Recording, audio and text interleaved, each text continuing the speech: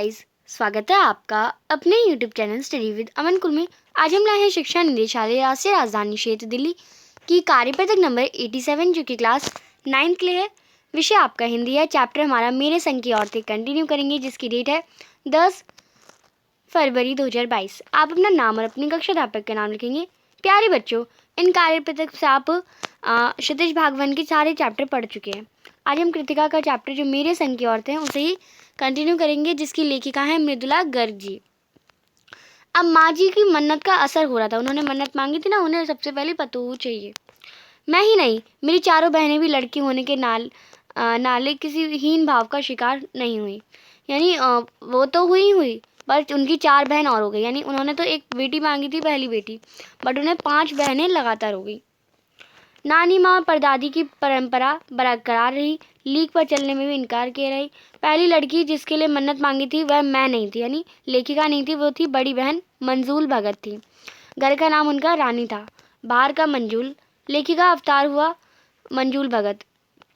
और क्योंकि लिखना शादी के बाद शुरू किया और अपना नाम बदलकर पति का ग्रहण करने में कोई हीन भावने आड़े नहीं आई, इसलिए पैदाइशी जैन नाम छोड़ भगत बनी।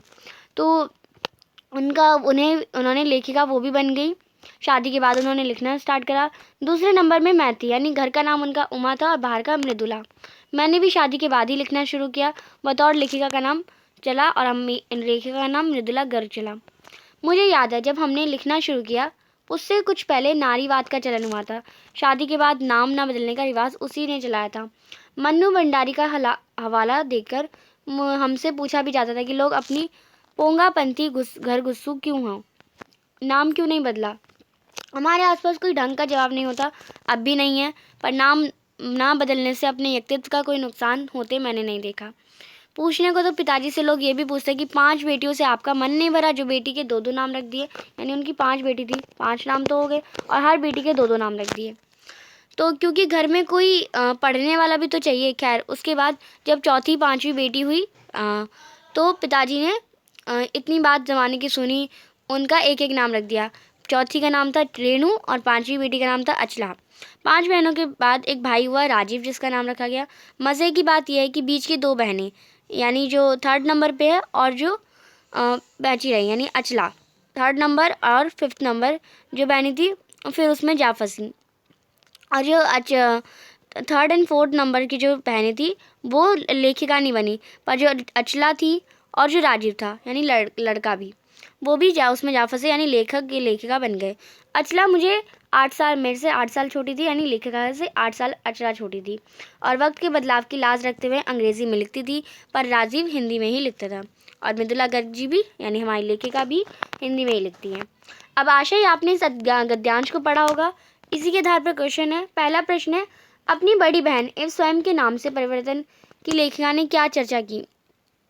तो लेखिका ने अपनी बहन व स्वयं के नाम से परिवर्तन के बारे में बताया कि उनमें से कोई भी हीन भावना नहीं थी। जो नाम उनके पति के थे वही उन्होंने अपनाए। लेखिका ने लिखना कब दूसरा प्रश्न है, लेखिका ने लिखना कब शुरू किया। तो लेखिका ने लिखना शादी के बाद शुरू किया।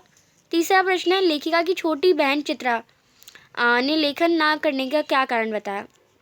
तो लेखिका की छोटी बहन चित्रा ने लेखन यानी लिखना ना एक तो तीसरी बहन चित्रा और चौथी बहन रेणु, इन दोनों ने ही नहीं लिखा। तो चित्रा ने ये कारण बताया कि उसकी दोनों ही बहनें लेखन कर रही हैं, पर घर में कोई तो चाहिए जो लिखी हुई चीज़ को पढ़ सके। यानी अब वो लिख रही है, अब लिखने वाले को लिखने वाली चीज़ को पढ़ना भी तो आना चाहिए, तो वो उसने ये रीज़न बताया। नेक्स्ट है क्वेश्चन नंबर 4। लड़की होने के नाते किसी हीन भावना का शिकार ना होने के पीछे लेखिका के क्या कारण बताया।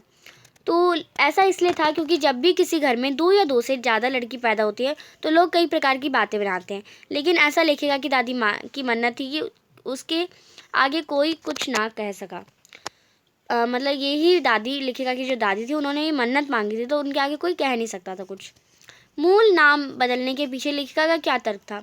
लेखिका का ऐसी बात पर यही कहना है कि उनसे भी कभी कभी ये प्रश्न पूछा जाता था कि आपने अपना नाम क्यों बदला। उनके पास वैसे तो कोई जवाब नहीं था, पर उसका मानना था कि नाम बदलने से अपना व्यक्तित्व का कोई नुकसान तो होता नहीं। यानी अगर आपका नाम पूनम है और उससे आप श्रुति रख लें तो इससे नाम बदलने से आपका कुछ हुआ तो नहीं, आपका व्यक्तित्व का तो कोई नुकसान नहीं हुआ, और नाम हम रख सकते हैं अपने। तो ये लेखिका ने बताया। अब यहाँ पे गतिविधि है, विवाह के बाद किसी लड़की के नाम के साथ उसके पति का उपनाम जोड़ने पर अपने विचार लिखें। यानी आपको बताइए कि लड़की का जब विवाह हो जाता है तो उसके पति का उपनाम जुड़ जाता है। इस पर आपको क्या सोचते हैं कि जुड़ना चाहिए, नहीं जुड़ना चाहिए, क्यों जुड़ना चाहिए, अगर जुड़ना चाहिए तो क्यों, और नहीं जुड़ना चाहिए तो क्यों, वो आप अपना हिसाब से लिखेंगे। तो ये थी आपकी आज की वर्कशीट। और आज की वर्कशीट जो है कंप्लीट होती है। चैनल को अभी तक सब्सक्राइब नहीं किया है तो प्लीज़ चैनल को सब्सक्राइब ज़रूर करें, ज़्यादा से ज़्यादा दोस्तों के साथ शेयर करें। Thanks for watching you, bye bye guys.